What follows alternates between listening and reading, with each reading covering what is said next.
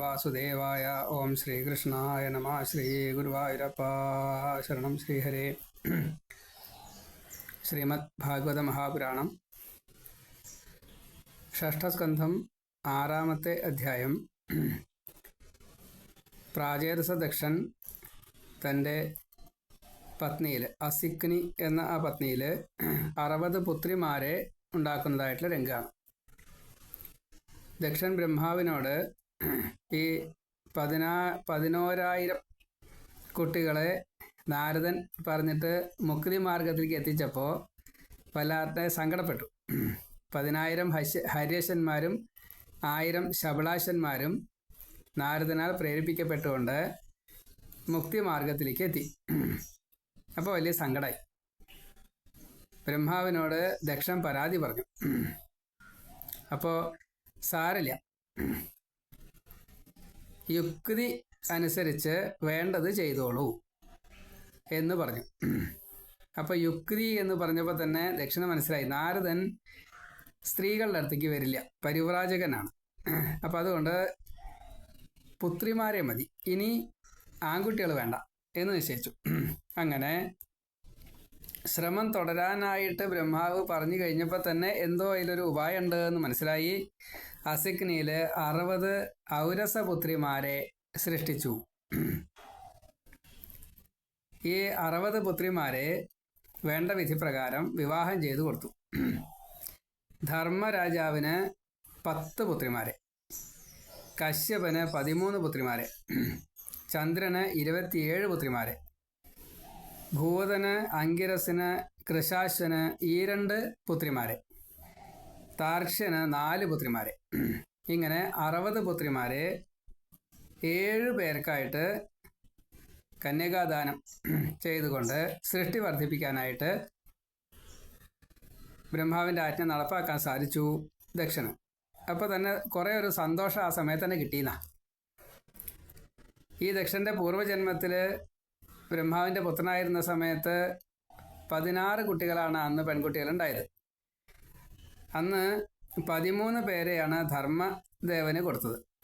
പിന്നെ അഗ്നിയെ ഈ സ്വാഹായുടെ പതിയായിട്ടും സ്വധായുടെ പതിയായിട്ട് അര്യമാവിനെയും സതിയുടെ പതിയായിട്ട് ശിവനെയും, അങ്ങനെയാണ് കന്യകാദാനം കൊണ്ട് ദക്ഷൻ അന്ന് തൃപ്തരാക്കിയത്.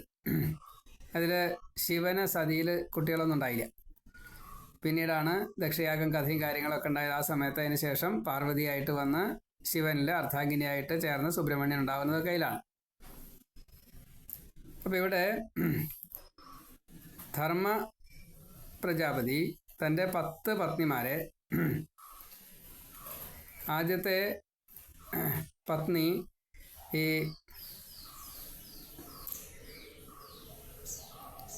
ഭാനു, ലംബ, വിശ്വ, സാധ്യ, വസു, ഇങ്ങനെയൊക്കെയാണ് പത്നിമാരുടെ പേര്.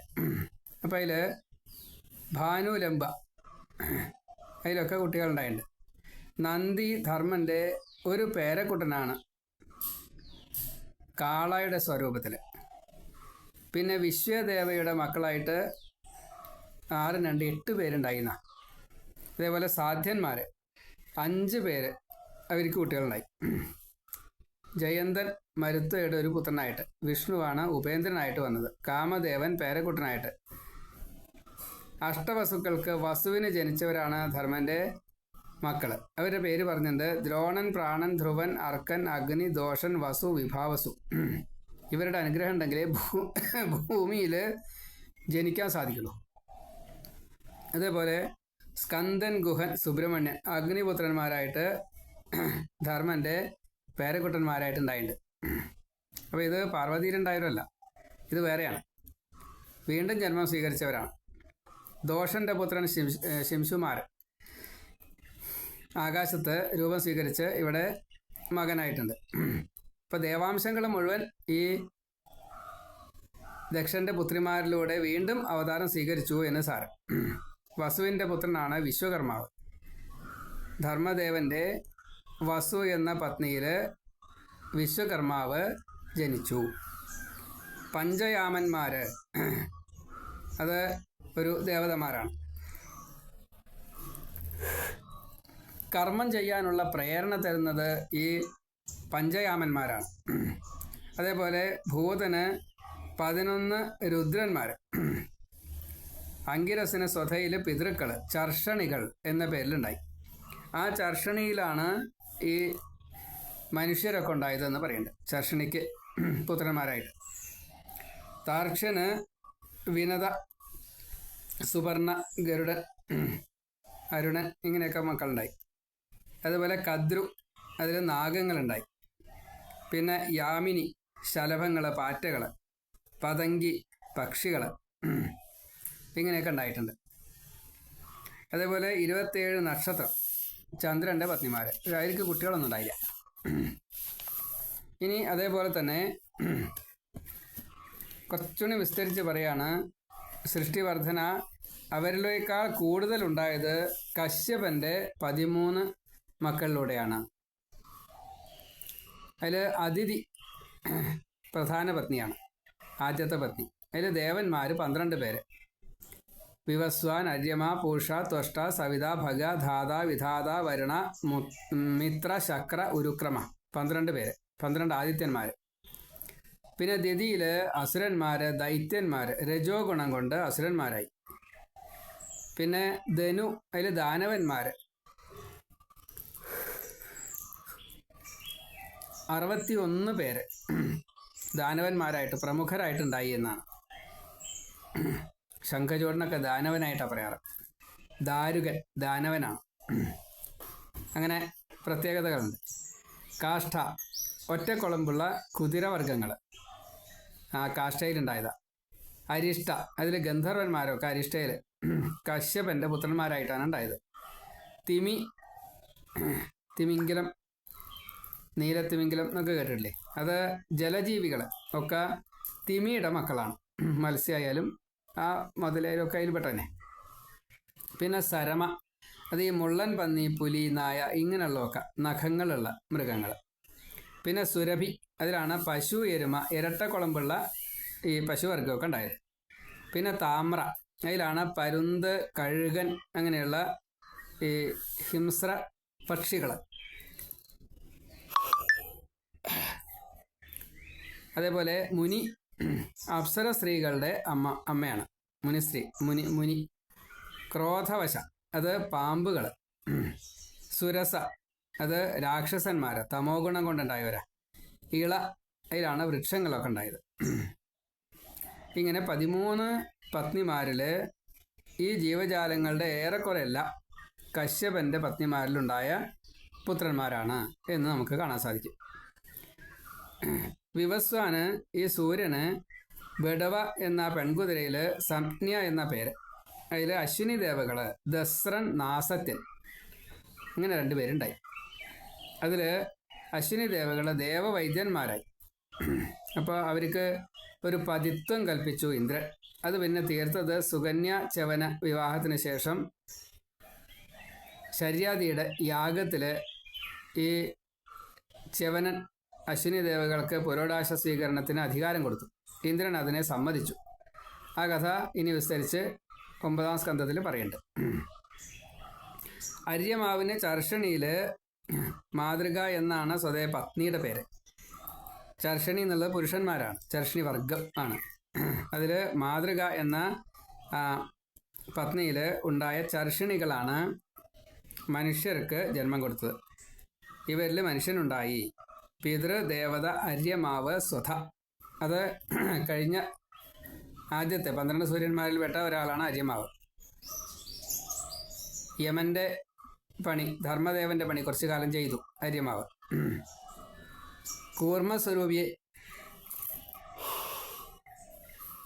ഭജിക്കുന്നു എന്നതാണ്. അതേപോലെ പൂഷാവിന് സന്തതി ഉണ്ടായില്ല, കല്യാണമൊന്നും കഴിച്ചില്ല, പല്ലൊന്നുമില്ല, അങ്ങനെയാണ്. ത്വഷ്ടാവിന് രോചനയിൽ അസുര സ്ത്രീ ഉണ്ടായി എന്നാണ്. അതേപോലെ ഈ ത്വഷ്ടാവിന് രോചന അസുര സ്ത്രീയിൽ വിശ്വരൂപൻ ഉണ്ടായി എന്നാണ്. ആ വിശ്വരൂപൻ ദേവന്മാർക്ക് ഗുരുവായിട്ട് കുറച്ചു കാലം ഉണ്ടായിട്ടുണ്ട്. വ്യാഴം, ബൃഹസ്പതി ഒരു തവണ ഇന്ദ്രനാൽ അവഗണിക്കപ്പെട്ടപ്പോൾ ബൃഹസ്പതി മറിഞ്ഞു. അപ്പം എന്താ വേണ്ടത് എന്ന് ബ്രഹ്മാവിനോട് ചോദിച്ചു കഴിഞ്ഞപ്പോൾ ബ്രഹ്മാവ് കുറേ ചീത്ത പറഞ്ഞതിൻ്റെ ശേഷം പറഞ്ഞു, ഈ രോചനയിൽ ഉണ്ടായ ത്വഷ്ടാവിൻ്റെ പുത്രനായിട്ടുള്ള വിശ്വരൂപൻ ജ്ഞാനിയാണ്, ഗുരുവാക്കാൻ സാധിക്കും. വേണ്ട പോലെ ഗുരുവിനെ ബഹുമാനിച്ച് ഗുരുത്വം സ്വീകരിക്കുകയാണെങ്കിൽ വലിയ നേട്ടങ്ങളുണ്ടാവും എന്നെല്ലാം പറഞ്ഞു. അപ്പോൾ അങ്ങനെ സ്വീകരിച്ചു. അപ്പോൾ പരീക്ഷത്ത് ചോദിച്ചു, ഈ ദേവന്മാരെ ഗുരു എന്തിനാ ഉപേക്ഷിച്ചത്?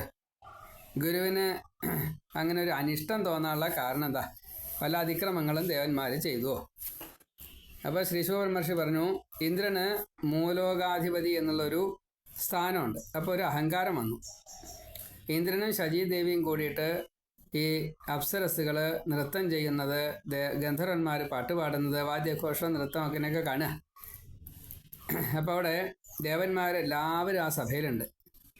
അഷ്ടദിക്പാലകർ, അഷ്ടവസുക്കൾ, ഏകാദശരുദ്രന്മാർ, ദ്വാദശാദിത്യന്മാർ, 49 മരുത്തുക്കൾ, 49 അഗ്നികൾ, ഋഭുക്കൾ, വിശ്വദേവകൾ, സാധ്യന്മാർ, അശ്വിനി ദേവകൾ, സിദ്ധചാരണ, ഗന്ധർവ, അപ്സരസ്, വിദ്യാർത്ഥികൾ, വിദ്യാധരന്മാർ, കിന്നരന്മാർ, ത്രിമൂർത്തികൾ പോലും അവിടെ വന്നു പോയി. ഇത്രേ ഏതായാലും അവിടെ ഇല്ല, ആ സമയത്ത് അവിടെ ഇല്ല. പിന്നെ പിതൃക്കൾ, അസുരന്മാർ, യക്ഷരാക്ഷസന്മാർ, ഭൂതപ്രേത പിശാചുക്കൾ, ഗരുഡൻ, അരുണൻ, ഹനുമാൻ, സൂര്യാന്ദ്ര നക്ഷത്രന്മാർ, ഗണപതി, അയ്യപ്പൻ, സുബ്രഹ്മണ്യൻ, ദേവിമാർ, നവഗ്രഹങ്ങൾ, പഞ്ചഭൂതങ്ങൾ, കപിലൻ തൊട്ടുള്ള അവതാര സ്വരൂപം, ദത്താത്രേയൻ, സനകാദികൾ, ഇങ്ങനെയല്ലേ, ശ്രീ ശുഖബ്രഹ്മർഷി, അവിടെ എല്ലാവരും ഉണ്ട്. ഇതൊക്കെ വിവിധങ്ങളായിട്ടുള്ള ഈശ്വര സാന്നിധ്യമാണ്. ഇവരൊക്കെ അവിടെ വന്നു പോയിണ്ടാവും. അല്ലാണ്ട് ഇന്ദ്രൻ ഇതൊക്കെ കാണിക്കുന്ന സമയത്ത്, ഈ ദേവഹേളനം നടക്കുന്ന സമയത്ത് ഒന്നും ഇവരുണ്ടാവില്ല. അവരൊന്നുള്ള സമയത്ത് ചെയ്യാൻ അവർ സമ്മതിക്കില്ല. ഇങ്ങനെയൊക്കെ ചില നിയമങ്ങളൊക്കെ ഉണ്ട്. അപ്പോൾ അതൊക്കെ നമ്മളൊന്നിങ്ങനെ അറിഞ്ഞിട്ട് വേണം. അപ്പോൾ അവരൊക്കെ പോയിട്ടോ. അങ്ങനെയൊന്നും ഇല്ലാത്ത കുറച്ച് ആളുകൾ അവിടെ ഉണ്ടായിരുന്നു. ആ സമയത്ത് ഇന്ദ്രന് പറ്റിയൊരു അബദ്ധമാണ്. ഇന്ദ്രസഭയിൽ ഇതിങ്ങനെ കണ്ടുകൊണ്ടിരിക്കുമ്പോൾ ബൃഹസ്പതി അവിടെ വന്നു. വ്യാഴം വന്നു കഴിഞ്ഞപ്പോൾ ഇന്ദ്രൻ എഴുന്നേറ്റില്ല, കണ്ടു നടിച്ചില്ല, ഒന്ന് നമസ്കരിച്ചില്ല, ഒന്നും ഉണ്ടായില്ല. അപ്പം എന്നെ വേണ്ടാത്ത ഇതിലേക്ക് ഞാൻ ചെല്ലാറില്ല. അത് ബൃഹസ്പതിയുടെ ഒരു നയം ആണ്. അപ്പോൾ ബൃഹസ്പതി അവിടെ നിന്ന് മെല്ലെ മറഞ്ഞു. നൃത്തമൊക്കെ കഴിഞ്ഞു കഴിഞ്ഞപ്പോൾ അവിദ്യ കാരണം കൊണ്ട് ലേശം മദ്യം ഉണ്ടായിരുന്നു, മദ്യവും കഴിച്ചായിരുന്നു.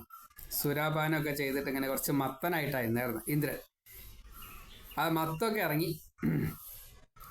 ഇവർ നൃത്തമൊക്കെ കഴിഞ്ഞപ്പോൾ സ്വയം ഒന്നിങ്ങനെ ചിന്തിച്ചു നോക്കിയപ്പോൾ അബദ്ധം പറ്റിയെന്ന് മനസ്സിലായത്. പശ്ചാത്താപം വന്നു, ഐശ്വര്യം ഒക്കെ നഷ്ടമായി. കുറച്ചൊരു ആസുരഭാവം മനസ്സിൽ വന്നു. അതൊക്കെ മനസ്സിലായി ഇന്ദ്രന്. യോഗ്യതയൊക്കെ ഉണ്ട്. അപ്പോൾ ആചാര്യസ്ഥാനത്ത് ഇപ്പോൾ ഒരാളില്ലാത്ത മട്ട അധ്യക്ഷനെ കൂടെ തെരഞ്ഞു കേട്ടോ. ആചാര്യനായിട്ട് ഗുരുവിനെ ഗുരു എവിടെ പോയതെന്നൊക്കെ വിചാരിച്ചിട്ട് അതൊക്കെ ഒന്ന് തെരഞ്ഞു. പക്ഷെ കണ്ടുകിട്ടിയില്ല. ആളെ കണ്ടുകിട്ടുണ്ട്. രാജാവ്, പൂജകൻ, അങ്ങനെ ഒരു രാജാവ് പീഠത്തിലിരിക്കുന്ന സമയത്ത് ഗുരു വന്നാലും എഴുന്നേൽക്കണ്ട എന്നൊരു തെറ്റായ വിധി ഗുരു തന്നെ പറഞ്ഞിട്ടുണ്ട് കേട്ടോ. അതിന് ചില കണക്കൊക്കെ ഉണ്ട്. ഇങ്ങനെ വെള്ളമടിച്ചിരിക്കുമ്പോഴല്ല. യജമാന സ്വരൂപത്തിൽ ചില ഹോമങ്ങളൊക്കെ ചെയ്യേണ്ട സമയത്ത് അതിൻ്റെ ഒരു സമർപ്പണം അങ്ങനെ യജമാനെ കൊണ്ട് ചെയ്യിക്കും. ആ സമയത്താണ് ഒരാൾ വന്നു വെച്ചാൽ അപ്പം നീക്കണ്ടെന്നേ ഉള്ളൂ. ബാക്കിയുള്ള എല്ലാ സമയത്തും ബഹുമാനിക്കാനുള്ള ചില നിയമങ്ങളൊക്കെ ഉണ്ട്, അതിനൊക്കെ പാലിക്കണം. അത് ചെയ്തില്ല. അവിടെ ഭാഗവതം നമുക്കൊരു പ്രയോഗം തന്നിട്ടുണ്ട്. കരിങ്കല്ല് കൊണ്ട് തോണി ഉണ്ടാക്കിയിട്ട് സമുദ്രം കടക്കാൻ വേണ്ടിയിട്ട് പങ്കായം, അത് നായയുടെ വാലുകൊണ്ട് പങ്കായം ഉണ്ടാക്കിയിട്ട് ഈ തോണി തുഴഞ്ഞാൽ എന്താ ഉണ്ടാവുക? അങ്ങനെയാണ്. അപ്പോൾ അങ്ങനെ സംഭവിക്കാൻ പാടില്ല. ഇന്ദ്രൻ ഈ കാര്യങ്ങളൊക്കെ കുറച്ച് അബദ്ധമായിട്ട് ചെയ്തു എന്നുള്ളത് ഇന്ദ്രൻ എന്നെ ബോധ്യമായി. അപ്പോൾ എത്രത്തോളം എന്ന് ശരിയാ. അപ്പോൾ അബദ്ധം പറ്റി എന്ന് മനസ്സിലായി ഇന്ദ്രന്. അപ്പോൾ ഇന്ദ്രൻ വിചാരിച്ചു, എന്നാ മാപ്പ് പറഞ്ഞാൽ തീരുമാനിച്ചു. എവിടെയാ വ്യാഴം തെരഞ്ഞു. ഗുരുവിനെ തെരഞ്ഞിട്ട് മടുത്തു. എല്ലാ ദിക്കിലും തിരഞ്ഞിട്ടും ഗുരുവിനെ കാണാൻ പറ്റിയില്ല. അപ്പോൾ വല്ലാത്ത വിഷമായി. ഈ സമയത്ത് അസുരന്മാർ ഈ കാര്യങ്ങളൊക്കെ മനസ്സിലാക്കി ദേവന്മാരെ ആക്രമിച്ചു. അവർ യുദ്ധം ചെയ്തപ്പോൾ ഇവിടെ ഗുരുവില്ല. അപ്പോൾ ഇന്ദ്രൻ തോറ്റു, അസുരന്മാർ ജയിച്ചു. ഇന്ദ്രൻ ബ്രഹ്മാവിൻ്റെ അടുത്തെത്തി സങ്കടം പറഞ്ഞു. അപ്പോൾ ഇത്ര എന്നില്ല, ആ രീതിയിൽ അങ്ങോട്ട് ശകാരിച്ചു എന്നാണ്. ഗുരുനിന്ദ പാപം, ഈശ്വര കോപം, അതേപോലെ ബ്രാഹ്മണരെ ബഹുമാനിച്ചില്ല. അസുരന്മാരായിരുന്നിട്ട് കൂടി ശുക്രാചാര്യരെ ബ്രാഹ്മണനെ ബഹുമാനിച്ചുകൊണ്ട് ബലി അസുര രാജാവാണ്, അവർക്ക് സ്വർഗം കിട്ടി. അതേപോലെ ബ്രാഹ്മണരെ ഗുരുസ്ഥാനത്താണല്ലോ ശുക്രാചാര്യരെ, ബ്രാഹ്മണനാണ്. അപ്പോൾ പല കാര്യങ്ങളും ആ ബഹുമാനം കൊണ്ട് തന്നെ കിട്ടി. ഭക്തനുമാണ്, അതുകൊണ്ട് ദേവപ്രീതിയും കിട്ടി. ഇതൊന്നുമില്ലാത്ത നീയെ ചെയ്ത് തെറ്റായിപ്പോയി. ഇന്ദ്രനോട് പറയാ, ദേവന്മാരെയും ബ്രാഹ്മണന്മാരെയും ആശ്രയിച്ച് കഴിഞ്ഞാൽ പരാജയം സംഭവിക്കില്ല. ഇത് അറിഞ്ഞിട്ടും നീ അത് ചെയ്തില്ലല്ലോ, അത് നിൻ്റെ കുഴപ്പം. ബൃഹസ്പതിയെ കിട്ടിയില്ല, മറ്റൊരു ഗുരുയെ നോക്കിക്കോളൂ. ത്വഷ്ടാവിൻ്റെ രോചന അസുരസ്ത്രീയാണ്, അതിലുള്ള മകൻ വിശ്വരൂപൻ ആത്മജ്ഞാനിയാണ്. അസുര സ്നേഹമുണ്ട്, അത് സാരില്ല, അതിനെ ഗൗനിക്കണ്ട. പക്ഷേ നിങ്ങളുടെ കാര്യങ്ങളൊക്കെ നടത്തിത്തരും, കളങ്കമില്ലാതെ നടത്തിത്തരും. അതാണ് ബ്രഹ്മാവിൻ്റെ മരീചി എന്ന പുത്രൻ്റെ മകനായിട്ടുള്ള കശ്യപൻ്റെ മകനാണ് അതിഥിയിൽ ജനിച്ചായിട്ടുള്ള ഇന്ദ്രൻ. അതേപോലെ ബ്രഹ്മാവിൻ്റെ മകനായിട്ടുള്ള ദക്ഷൻ്റെ പുത്രിയായിട്ടുള്ള അതിഥിയിലാണ് ഇന്ദ്രൻ ജനിച്ചത്. അപ്പോൾ അമ്മ വഴിക്കും അച്ഛൻ വഴിക്കും ഇന്ദ്രൻ്റെ അമ്മ അതിഥി, അതിഥിയുടെ അച്ഛൻ ദക്ഷൻ, ദക്ഷൻ്റെ അച്ഛൻ ബ്രഹ്മാവ്. ഇന്ദ്രൻ്റെ അച്ഛൻ കശ്യപൻ, കശ്യപൻ്റെ അച്ഛൻ മരീചി, മരീചിയുടെ അച്ഛൻ ബ്രഹ്മാവ്. അപ്പോൾ അമ്മ വഴിക്കും അച്ഛൻ വഴിക്കും പരമ്പര വളരെ കേമ, ബ്രഹ്മാവിൻ്റെ പരമ്പരയാണ്. അതിലിങ്ങനെ ഒരു അബദ്ധം പറ്റുക പറഞ്ഞാൽ ഈ പാരമ്പര്യ നിഷേധവും വന്നു. ത്രിമൂർത്തികളിൽ ഒരാളാണ് ബ്രഹ്മാവ്. അപ്പോൾ ദേവകോപവും വന്നു. ഇതൊക്കെ മനസ്സിലായില്ലേ ഇന്ദ്ര എന്നാ ചോദിച്ചത്. അപ്പം അതുകൊണ്ട് ഈ ധനുവും ദിതിയും ദക്ഷൻ്റെ കുട്ടികളാണ്, കശ്യപൻ്റെ മറ്റേ ഭാര്യമാരാണ്. അപ്പം അതുകൊണ്ട് അവരോട് എന്തിനാണ് ഈ വിദ്വേഷം എന്ന് വിചാരിക്കണത്? അപ്പം അതുകൊണ്ട് അത് ചെയ്യാൻ പാടില്ല. രോചന അസുര സ്ത്രീയാണ്, അതിലുണ്ടായിട്ടുള്ള ഉണ്ണിയാണ് വിശ്വരൂപൻ. അപ്പോൾ അവർ എന്തെങ്കിലും ഒരു പക്ഷേ ആ രീതിയിൽ കൊടുത്തു എന്ന് വരും, അത് നീ ഗൗനിക്കരുത്. പ്രത്യേകം പറഞ്ഞു ഉപദേശിച്ചു കേട്ടോ. ശരി എന്നൊക്കെ അവിടുന്ന് പറഞ്ഞ് സമ്മതിച്ച് ഇന്ദ്രൻ ദേവകളോട് കൂടിയിട്ട് വിശ്വരൂപനെ ചെന്ന് കണ്ടു. അപ്പോൾ വിശ്വരൂപൻ സ്വീകരിച്ചു, കുശലൊക്കെ പറഞ്ഞു, നിനക്ക് മംഗളം ഉണ്ടാവട്ടെ എന്നൊക്കെ ആശീർവാദമൊക്കെ ചെയ്തു. നിൻ്റെ ചെറിയച്ഛനായിട്ടുള്ള എനിക്ക് ഒരു സഹായം ചെയ്യണം. വിശ്വരൂപൻ്റെ അച്ഛൻ്റെ അനുജനാണ്, ത്വഷ്ടാവിൻ്റെ പുത്രനാണ്. അപ്പോൾ ത്വഷ്ടാവിൻ്റെ അനുജനാണ് ഇന്ദ്രൻ. അപ്പോൾ അതുകൊണ്ട് നിൻ്റെ ചെറിയച്ഛനായിട്ടുള്ള എനിക്ക് സഹായം ചെയ്യണം. പിതൃ ശുശ്രൂഷ സമം ആണ് എന്നെ സേവിക്കുക എന്നത്. നീ എൻ്റെ ആചാരനായിട്ട് വരണം, ഞങ്ങൾക്ക് ആചാരനായിട്ട് വരണം. എല്ലാ വേദവും ഒരു ഈശ്വര സേവനായിട്ടാണ് വരിക. അപ്പോൾ അതിൽ ഏത് വേദം എടുത്താലും ഒരേപോലെയാണ്. വേദസ്വരൂപനായിട്ടുള്ള ആചാര്യൻ ആണ് ഈ വിശ്വരൂപൻ, അങ്ങനെയാണ്. അപ്പം അതുകൊണ്ട് അച്ഛൻ ബ്രഹ്മദേവനാണ്, സഹോദരൻ ഇന്ദ്രനാണ്, അമ്മ ഭൂമിയാണ്, സഹോദരി ദയയാണ്, അതിഥി ധർമ്മനാണ്, പരിചയമുള്ള ഒരാൾ. അഭ്യാഗതൻ പരിചയമില്ലാത്തയാൾ അഗ്നിദേവനാണ്. എല്ലാ ജീവജാലങ്ങളും ഭഗവാനാണ്. ഈ നിയമത്തെ നീ അനുസരിക്കണം. അതുകൊണ്ട് നീ വേദമായിട്ടുള്ള നീ ആചാര്യസ്ഥാനത്ത് വരണം. അച്ഛൻ്റെ സ്ഥാനത്ത് ബ്രഹ്മദേവൻ, ഇന്ദ്രൻ സഹോദര സ്ഥാനത്താണ് വരിക, ഭൂമി അമ്മയുടെ സ്ഥാനത്താണ് വരിക, ദയ സഹോദരിയുടെ സ്ഥാനത്താണ് വരിക, ധർമ്മൻ അതിഥിയുടെ സ്ഥാനത്താണ് വരിക, അഗ്നി അഭ്യാഗതൻ, ഭഗവാനാണ് എല്ലാ ജീവജാലങ്ങളും. അപ്പോൾ ഇത് അങ്ങോട്ടും ഇങ്ങോട്ടും നമ്മൾ ചിന്തിക്കണം. ഈ നിയമത്തെയൊക്കെ പറഞ്ഞതിന് ശേഷം നിന്റെ കഴിവ് ഭഗവാൻ തന്നതാണ്, അത് എന്നെ രക്ഷിക്കാനും കൂടി നീ ഇപ്പോൾ ഉപയോഗിക്കണം. കാരണം ഇന്ദ്രൻ സഹോദര സ്ഥാനത്താണല്ലോ. അതുകൊണ്ട്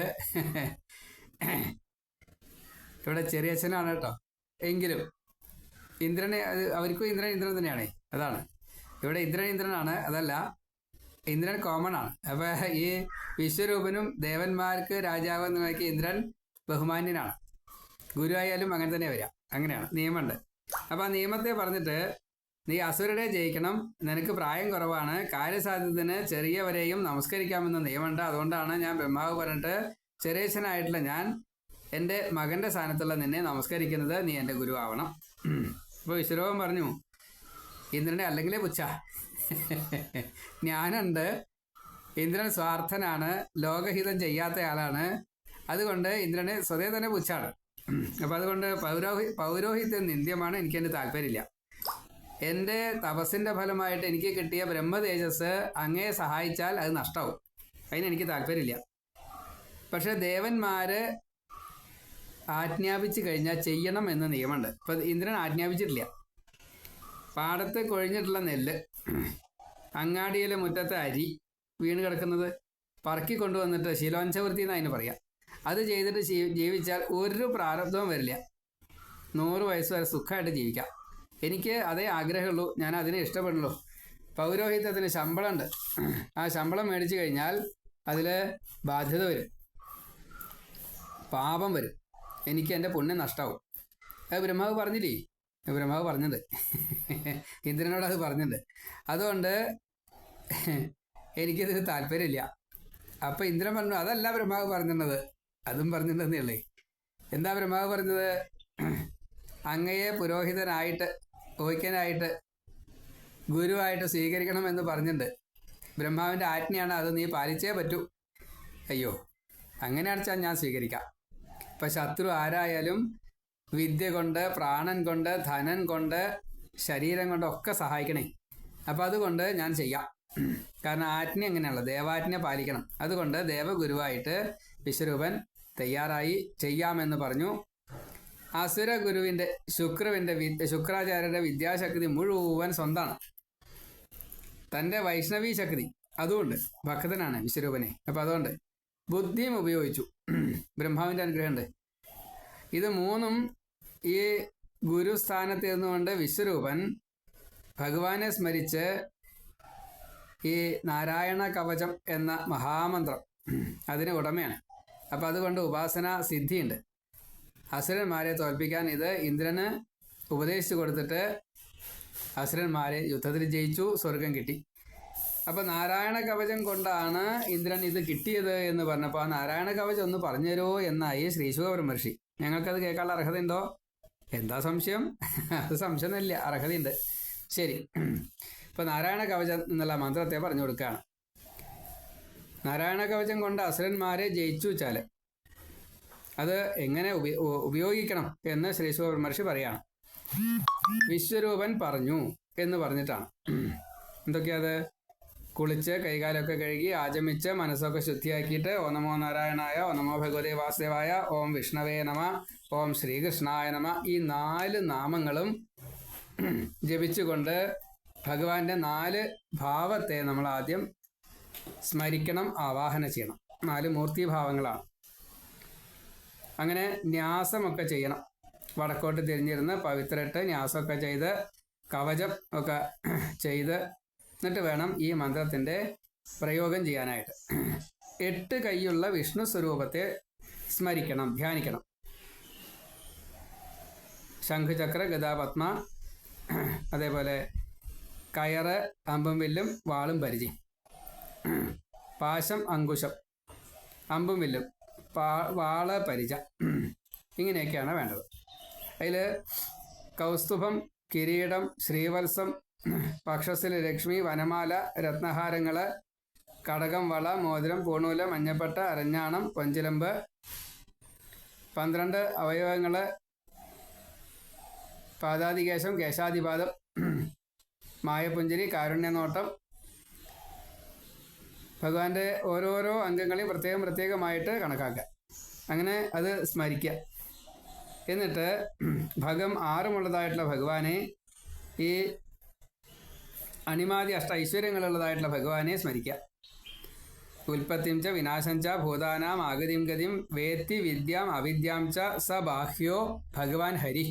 അങ്ങനെയുള്ള ഭഗവാനെ ഐശ്വര്യസ്യ സമഗ്രസ്യ വീര്യസ്യ യശസ്സ ശ്രിയ ജ്ഞാന വിജ്ഞാന യോഗശ്ച ഷണ്ണാം ഭഗ ഇതീരിത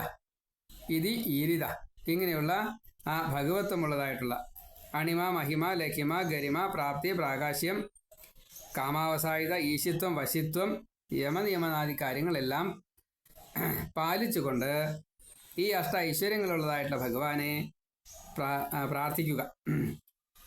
യമം 10, നിയമം 10, ആസനം 5, പ്രാണായാമം, പ്രത്യാഹാരം, ധാരണ, ധ്യാനം, സമാധി ഇങ്ങനെയുള്ള അഷ്ടാംഗ യോഗങ്ങളെ കൊണ്ട്, അതേപോലെ നിത്യം ചെയ്യേണ്ടതായിട്ടുള്ള ആദിത്യം, അംബികാം, വിഷ്ണു, ഗണനാഥം, മഹേശ്വരം, വന്യം ച ഒക്കെ സ്മരിച്ചുകൊണ്ട് പഞ്ചയജ്ഞങ്ങളൊക്കെ ചെയ്തുകൊണ്ട് ബ്രഹ്മഹത്യാ മോചനത്തിനുള്ള പ്രാർത്ഥന ചെയ്തുകൊണ്ട് 100 കൊല്ലം സുഖമായിട്ട് ജീവിക്കാൻ അനുഗ്രഹിക്കണേ എന്ന് പ്രാർത്ഥിച്ചുകൊണ്ടാണ് ഈ മന്ത്രത്തെ ഉപാസിക്കേണ്ടത്. അങ്ങനെയാണെങ്കിൽ ദശാകാലമായിട്ടുള്ള 120 കൊല്ലം, ആദിത്യൻ 6 കൊല്ലം, ശശി 10 കൊല്ലം, കുജൻ 7 കൊല്ലം, രാഹു 18 കൊല്ലം, വ്യാഴം 16 കൊല്ലം, ശനി 19 കൊല്ലം, ബുധൻ 17 കൊല്ലം, കേതു 7 കൊല്ലം, ശുക്രൻ 20 കൊല്ലം, ഇങ്ങനെ 120 കൊല്ലം സുഖമായിട്ട് ഈ മന്ത്രോപാസന കൊണ്ട് ജീവിക്കാൻ സാധിക്കും. ശമം, ദമം, തിദിക്ഷ, ബ്രഹ്മചര്യം, തപസ്, ധ്യാനം, സത്യം, ശുദ്ധി, ദയ ഇങ്ങനെയുള്ള സകലതും നമ്മൾ പാലിക്കണം. നമ്മളെ നിരീക്ഷിച്ചു കൊണ്ടിരിക്കുന്ന സാക്ഷികളെ സ്മരിക്കണം, അവരുടെ അനുഗ്രഹം വാങ്ങണം. പഞ്ചഭൂതങ്ങൾ, 4 ദിക്ക്, സൂര്യൻ, ചന്ദ്രൻ, സന്ധ്യ, രാത്രി, പകല്, ധർമ്മൻ, കാലം, അന്തരീക്ഷം, ദ്വിലോകം, അതാണ് അന്തരീക്ഷം. ഇങ്ങനെ 18 സാക്ഷികൾ നമ്മെ നിരീക്ഷിക്കുന്നു. അപ്പോൾ അതുകൊണ്ട് അവരെ നമസ്കരിച്ചിട്ട് വേണം ഇത് തുടങ്ങാനായിട്ട്. വിഷ്ണു സകലവിധ രക്ഷയും ചെയ്യുന്നു. ഇത് കണക്കാക്കിക്കൊണ്ട് ഓങ്കാരം സ്മരിച്ചുകൊണ്ട് ഈ ശബ്ദബ്രഹ്മമായിട്ടുള്ള ഓങ്കാരം 3 മാത്രയിൽ ആ ഊമ ബിന്ദു നാദം കൂടി ചേർന്ന 5 മാത്രയായി. ഇങ്ങനെ 5 മാത്ര കൊണ്ട് പിന്നെയുണ്ട് മാത്രകൾ, 8 മാത്രകൾ, 38 മന്ത്രങ്ങൾ എന്നൊക്കെയുണ്ട്. അത് സ്വരപ്രാധാന്യമായിട്ടൊക്കെ വേണം എന്തെങ്കിലും അവിടെ. അങ്ങനെ അവതാര സ്വരൂപങ്ങളെ കുറേശ്ശെയായിട്ട് ചിന്തിക്കാൻ തുടങ്ങാം. മത്സ്യകൂർമ്മ, വരാഹസ്ഥ, നരസിംഹ, വാമന, രാമോ രാമശ്ച രാമശ്ച, കൃഷ്ണ, കൽക്കി, ജനാർദ്ദന, പിന്നെ അറിയാവുന്നതായിട്ടുള്ള 24 അവതാരങ്ങളെ ഭാഗവതത്തിൽ പറഞ്ഞാൽ അതിനെയൊക്കെ ഒന്ന് സ്മരിക്കുക. പേരുകൾ നാമം ചൊല്ലിയാൽ തന്നെ ധാരാളമായി. അങ്ങനെ ഓരോരോ അവതാരമൂർത്തികളും അതാത് ഭാഗങ്ങളിൽ നിന്ന് രക്ഷിക്കട്ടെ. മത്സ്യം ജലജീവികളിൽ നിന്ന്, വരുണപാശത്തു നിന്നൊക്കെ രക്ഷിക്കട്ടെ. സർവരക്ഷ വിഷ്ണു ചെയ്യുന്നതിൻ്റെ കൂട്ടത്തിൽ വാമനൻ ഭൂമിയിൽ, ത്രിവിക്രമൻ 3 ലോകത്തിൽ, പിന്നെ കാട്, യുദ്ധം, ശത്രുത ഇങ്ങനെയൊക്കെയുള്ള ഭാവത്തിൽ നരസിംഹം ഭയം തീർക്കാൻ വേണ്ടിയിട്ട് രക്ഷിക്കട്ടെ. വഴിയിൽ യജ്ഞവരാഹമൂർത്തി രക്ഷിക്കട്ടെ. പർവ്വതങ്ങളിൽ പരശുരാമൻ രക്ഷിക്കട്ടെ. അന്യദേശത്ത് ശ്രീരാമനും ലക്ഷ്മണനും കൂടിയിട്ട് രക്ഷിക്കട്ടെ. സീതയും ഹനുമാനെയും സ്മരിച്ചുകൊണ്ട് രക്ഷ യാചിക്കുക. ആഭിചാരാദി നാരായണൻ രക്ഷിക്കട്ടെ. ഗർവ് വരാതിരിക്കാൻ നരൻ രക്ഷിക്കട്ടെ. യോഗനിഷ്ഠയ്ക്ക് ദത്താത്രേയൻ രക്ഷിക്കട്ടെ. കർമ്മബന്ധം തീരാൻ, കർമ്മവാസന തീരാൻ കപില മഹർഷി രക്ഷിക്കട്ടെ. കാമാദികൾ തീരാൻ സനകാദികൾ രക്ഷിക്കട്ടെ. യാത്രയിലെ ദേവഹേളനം, അങ്ങനെ പോകുമ്പോൾ അമ്പലങ്ങളിലൊക്കെ തൊഴാൻ മുഴുവൻ നടക്കില്ല. അപ്പം അതുകൊണ്ട് ഹയഗ്രീവൻ രക്ഷിക്കട്ടെ. പൂജാ തെറ്റുകൾ നാരദൻ ക്ഷമിക്കട്ടെ. നരകത്തിൽ നിന്ന് കൂർമ്മൻ രക്ഷിക്കട്ടെ. അബദ്ധ്യഭക്ഷണം അതിൽ നിന്ന് ധന്വന്തരി രക്ഷിക്കട്ടെ. കൂർമ്മ എന്നുള്ളത് കൂർമ്മരൂപിയായിട്ടുള്ള മത്സ്യകൂർമ്മ വരാഹസ്ഥ, ആ കൂർമ്മരൂപി രക്ഷിക്കട്ടെ. ശീത ഉഷ്ണ സുഖദുഃഖ ദ്വന്ദ്വം കിടക്കാൻ ഋഷഭൻ രക്ഷിക്കട്ടെ. ലോക അപവാദം സുയജ്ഞ രക്ഷിക്കട്ടെ. ജനരോഷം ആപത്തുകൾ, ജനനദ്രോഹങ്ങൾ, ജനങ്ങൾ പല അപവാദങ്ങൾ പറയാൻ പലതും ചെയ്യുമല്ലോ, ഉപദ്രവിക്കുകയൊക്കെ ചെയ്യും. അതിലൊക്കെ ബലരാമൻ രക്ഷിക്കട്ടെ. സർപ്പഭീതി ആദിശേഷൻ രക്ഷിക്കട്ടെ. അജ്ഞാനത്തിൽ നിന്ന് വ്യാസൻ രക്ഷിക്കട്ടെ. പാഖണ്ഡം വരാതെ ബുദ്ധൻ രക്ഷിക്കട്ടെ. കലികാല ദോഷങ്ങൾ വരാണ്ട് കൽക്കി രക്ഷിക്കട്ടെ. ഇതിനുശേഷം ഒരു ദിവസത്തിൻ്റെ സമയത്തെ പ്രത്യേകമായിട്ട് പറയാണ്. ഉദയശേഷം 5 നാഴിക പ്രാതകാലം കേശവൻ ഗത എടുത്തുകൊണ്ട്, കൗമുദി എന്ന ഗത എടുത്തുകൊണ്ട് രക്ഷിക്കട്ടെ. പിന്നത്തെ 5 നാഴിക ആസംഗവം, അത് ഓടക്കുഴലുള്ള ഗോവിന്ദൻ രക്ഷിക്കട്ടെ. പിന്നത്തെ 5 നാഴിക മധ്യാഹ്നം. പിന്നെ ആസംഗവത്തിന് ശേഷം പ്രാന്നം, പിന്നത്തെ 5 നാഴിക അത് ശക്തി ധരിച്ചതായിട്ടുള്ള നാരായണൻ രക്ഷിക്കട്ടെ. പിന്നത്തെ 5 നാഴിക മധ്യാഹ്നം, അത് ചക്രപാണിയായിട്ടുള്ള വിഷ്ണു രക്ഷിക്കട്ടെ. പിന്നത്തെ 5 നാഴിക അപരാഹ്നം, വില്ല് ധരിച്ച മധുസൂദനൻ രക്ഷിക്കട്ടെ. പിന്നത്തെ 5 നാഴിക സായാഹ്നം, സച്ചിദാനന്ദൻ രാസക്രീഡ മാധവൻ രക്ഷിക്കട്ടെ. സൂര്യാസ്തമയ ശേഷം 4 നാഴിക പ്രദോഷം, അത് ഹൃഷികേശൻ രക്ഷിക്കട്ടെ. പിന്നെ 5 നാഴിക അത് രാത്രിയാണ്, 5 നാഴിക മുതൽ 14 നാഴിക വരെ അർദ്ധരാത്രി നാരായണൻ പത്മനാഭനായിട്ടുള്ള ഭഗവാൻ അനന്തപത്മനാഭൻ രക്ഷിക്കട്ടെ. പിന്നത്തെ 2 നാഴിക നിശീതത്തിലും ഇതേ നാരായണൻ തന്നെ രക്ഷിക്കണം. നിശീതം മുതൽ അരുണോദയം വരെ അപരരാത്രം എന്നതിന് പറയാം. അവിടെ ശ്രീവത്സമുള്ള ഭഗവാൻ രക്ഷിക്കട്ടെ. ഭൃഗുവിൻ്റെ പാദം ബ്രാഹ്മണൻ്റെ പാദമാണ്. അപ്പോൾ ബ്രാഹ്മണ പാദ സ്മരണ അത് ഉള്ളതായിട്ടുള്ള ഭഗവാൻ രക്ഷിക്കുമാറാകട്ടെ. അരുണോദയമാകുന്ന ഉഷസ്സിൽ വാൾ ധരിച്ചതായിട്ടുള്ള ജനാർദ്ദനൻ രക്ഷിക്കട്ടെ. അവിടെ വാള് എന്നുള്ളത് ജ്ഞാനമാണ്. അപ്പം അതുകൊണ്ട് ജനാർദ്ദനൻ എന്നുള്ള ജനങ്ങളെ നമുക്ക് ഈ ലോകേഷണ എന്നൊന്ന് സാധനമുണ്ട്. അത് ജനങ്ങളിൽ നിന്ന് നമ്മൾ നല്ല ചെയ്താലും നമ്മളെക്കുറിച്ച് ചീത്ത പറയും. നമ്മൾ നല്ലതാണ് ചെയ്തെന്ന് ലോകത്തിന് ഹിതാണ്.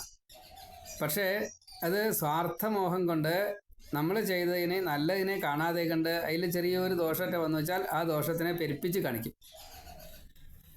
അത് ദോഷമൊന്നും ഇല്ല എന്ന് കൂട്ടും, എന്നാലും വെറുതെ ദോഷം ഉണ്ട് എന്നാണ് പറഞ്ഞു കൂട്ടും. സ്യമന്തക കഥ അതാണ്. കൃഷ്ണൻ സ്യമന്തകം കട്ടിട്ടില്ല, പക്ഷേ പണ്ട് വെണ്ണ കട്ടുണ്ട്.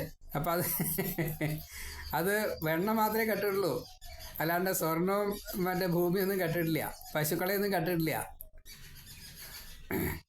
ഗോരസത്തെ മാത്രമേ കട്ടിട്ടുള്ളൂ. അത് ഗോപികമാരെ തന്നിലേക്ക് ആകർഷിക്കാൻ വേണ്ടിയിട്ടാണ് വെണ്ണയാകുന്ന മനസ്സിനെ കട്ടത്. അത് മറച്ചു വെച്ചു. അത് പാഖണ്ടാക്കിയിട്ട് കള്ളൻ കൃഷ്ണൻ എന്ന് പറഞ്ഞു. ആ കള്ളൻ കൃഷ്ണൻ ഈ എന്ത് ചെയ്തു? വാൾ ധരിച്ചതായിട്ടുള്ള ആ ജനാർദ്ദനൻ ആയിട്ട് നമ്മളെ രക്ഷിക്കണം. അതാണ് ജനദ്രോഹം. നമുക്ക് പലതരത്തിലാണ് വരിക. അപ്പം അങ്ങനെയുള്ള ദോഷങ്ങളിൽ നിന്നൊക്കെ ഈ ശ്രീകൃഷ്ണനാണ് രക്ഷിക്കേണ്ടത്. കൃഷ്ണൻ്റെ ഉപദേശമാണ് ഏറ്റവും വലിയ ഉപദേശം. അതാണ് ഉദ്ധവോപദേശം ഭാഗവതത്തിൽ വളരെ കൊടുക്കാനുള്ള കാരണം. ഏതായാലും ഭഗവത്ഗീത അങ്ങനെയല്ലേ? കൃഷ്ണനായിട്ട് ഭീഷ്മര് യുധിഷ്ഠിരന് ഉപദേശിച്ചു എന്നാണ് സ്വതേ ഭാരതം വ്യംഗ്യമായിട്ട് പറഞ്ഞത്. നേരിട്ടല്ല, വ്യംഗ്യമായിട്ട് പറഞ്ഞത്. കൃഷ്ണൻ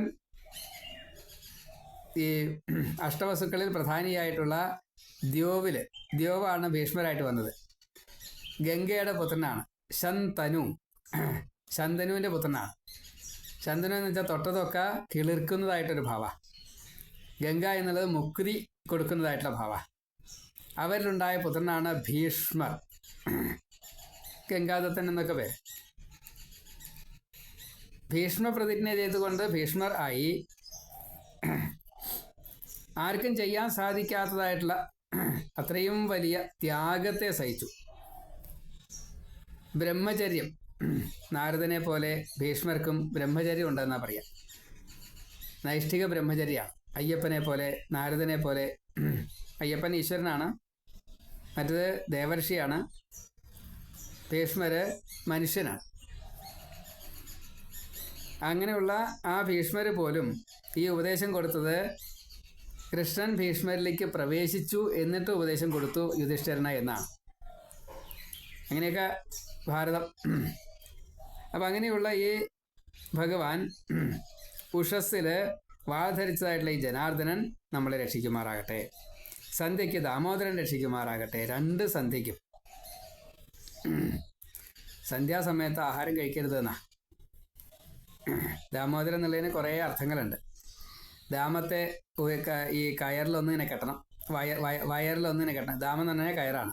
ആ കയറ് വയറിലൊന്ന് കെട്ടണം. ആഹാരം കുറച്ച് സ്വീകരിച്ചാൽ മതി. ഞാൻ ഒരു വ്യംഗ്യാർത്ഥം പറഞ്ഞു എന്ന് മാത്രമേ ഉള്ളൂ. നമ്മൾ ആഹാര സ്വീകാരത്തിൽ കലികാലത്തിൽ ബുഭുക്ഷ എന്നൊരു രോഗമുണ്ട്.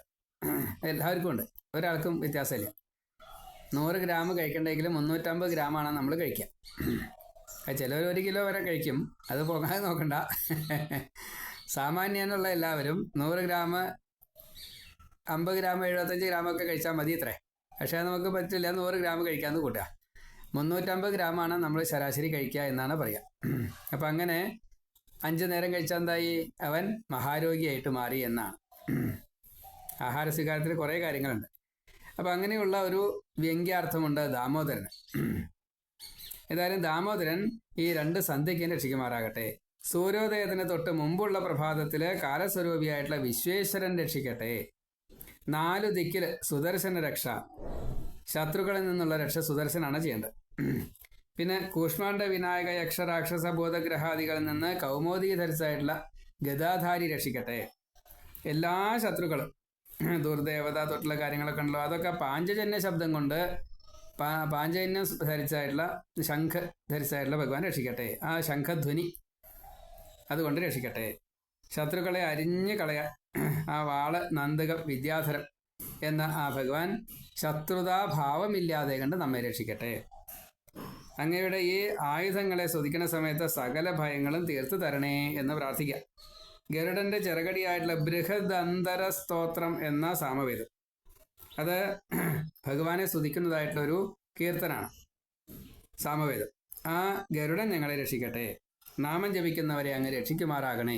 ഭഗവാന്റെ രൂപം, ആയുധം, നാമം, പാർഷദര് ഇതൊക്കെ എൻ്റെ രക്ഷയ്ക്ക് വേണ്ടിയിട്ട് വരണം. എൻ്റെ ബുദ്ധിയെ രക്ഷിക്കണം, മനസ്സിനെ രക്ഷിക്കണം, പ്രാണനെ രക്ഷിക്കണം. ജ്ഞാനുണ്ടെങ്കിൽ അതൊക്കെ പറ്റുള്ളൂ. സ്ഥൂല സൂക്ഷ്മം രണ്ടും അങ്ങാണ്. ഈ ജീവൻ ആത്മാംശം സാക്ഷി അങ്ങാണ്. അതുകൊണ്ട് അന്യരുടെ ഉപദ്രവത്തിൽ നിന്ന് അങ്ങ് ഈ ശംഖുചക്ര ഗദാപത്മധാരിയായിട്ടുള്ള ഭഗവാനെ അങ്ങ് രക്ഷിക്കണം. വില്ലും അമ്പും വാളും പരിചയും പാശവും അങ്കുശവും ധരിച്ചതായിട്ടുള്ള ഭഗവാനെ അങ്ങ് ഞങ്ങളെ രക്ഷിക്കണം. ഈ സ്തുതി എല്ലാവരും പഠിക്കണം എന്നും കൂടി അതിൽ പറഞ്ഞിട്ടുണ്ട്. യഥാർത്ഥ ജ്ഞാനത്തിൽ നിന്ന് പാഖണ്ഡം വരാതെ കണ്ട് നോക്കാൻ, പാഖണ്ഡം വന്നാൽ കുടുങ്ങി, നിർഗുണാവസ്ഥയിൽ ഭഗവാനെ ആരാധിക്കാനുള്ള കഴിവ് തരണം. അതിന് വേണ്ടിയിട്ട് ഭഗവാനോട് പ്രാർത്ഥിക്കണം. അല്ലാത്തവർക്ക് ഈ മായയിൽ പെടാൻ വളരെ എളുപ്പമാണ്. കാരണം നാനാത്വം ഉണ്ട്, സത്വം അസത്വം ഒക്കെ ഉണ്ട്, പാഖണ്ഡം ഒക്കെ വരും. അത് ഒഴിവാക്കാൻ വേണ്ടിയിട്ട് ഭഗവാനെ ആശ്രയിക്കണം. ഇതുകൊണ്ട് തന്നെ സർവരക്ഷയ്ക്കും അധികാരി അങ്ങാണ്. അതുകൊണ്ട് 10 ദിക്കും അങ്ങ് നരസിംഹത്തിൻ്റെ ഗർജനം കൊണ്ട്, ആ തേജസ് കൊണ്ട് ഞങ്ങളെ സർവസുരക്ഷ, സമ്പൂർണ്ണ സുരക്ഷ ചെയ്തു തരണേ എന്ന് പ്രാർത്ഥിക്കുകയാണ്. വിദിക്ഷുദിക്ഷു ഊർധ്വമത സമന്താത് അന്തർബഹിർ ഭഗവാൻ നാരസിംഹ പ്രഹാപയൻ ലോകഭയം സ്വനേന സ്വതേജസാഗ്രസ്ത സമസ്ത തേജ എന്നാണ്. അങ്ങനെയുള്ള ഭഗവാൻ രക്ഷിക്കുമാറാകട്ടെ. ഇങ്ങനെയുള്ള ഈ നാരായണ കവചം ഉപദേശ വിശ്വരൂപനെ ഈ ഗുരുസ്ഥാനത്ത് കണ്ടതുകൊണ്ട് ഇന്ദ്രന് ദേവന്മാരെ ജയിക്കാൻ സാധിച്ചു. ഈ മന്ത്രസിദ്ധി നേടിയ ആൾക്ക് അന്യരെ അനുഗ്രഹിക്കാനുള്ള ശക്തി കിട്ടും, ഭയം തീർത്തു കൊടുക്കാൻ സാധിക്കും. ഈ സിദ്ധി കിട്ടിക്കഴിഞ്ഞാൽ രാജാക്കന്മാർ, കള്ളന്മാർ, മൃഗങ്ങൾ, ഭൂതങ്ങൾ, പ്രകൃതി ദുരന്തങ്ങൾ ഒന്നും ഉണ്ടാവില്ല. എന്തിനാ? അന്യദ്രോഹങ്ങളെ ഒന്നും നമുക്ക് ചെയ്യേണ്ടി വരില്ല. അതൊക്കെ ഭഗവാൻ രക്ഷിക്കും. പണ്ട് കൗശിക ഗോത്രത്തിൽപ്പെട്ട ഒരു ബ്രാഹ്മണൻ ഈ മന്ത്രം ധരിച്ചിട്ട് മരുഭൂമിയിൽ ദേഹം ത്യജിച്ചു. അതിൻ്റെ മീതെ ചിത്രരഥൻ വിമാനത്തിലിങ്ങനെ സഞ്ചരിക്കുകയായിരുന്നു. അപ്പോൾ ഇതാണ് ഈ എല്ലിനോട് മാറി കടന്നോട് കൂടിയിട്ട് തലയും കുത്തി താഴെ വീണു.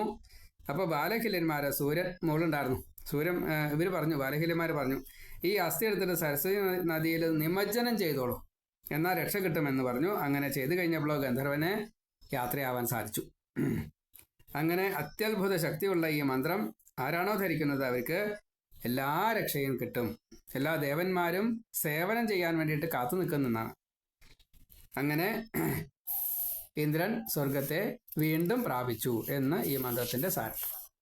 ഇനി വൃത്രജനനാദി കാര്യങ്ങൾ, വൃത്രകഥ, അത് അടുത്ത അതിൽ പറയാം. സർവത്ര ഗോവിന്ദ നാമ സങ്കീർത്തനം. ഗോവിന്ദ ഗോവിന്ദ നാരായണ നാരായണ.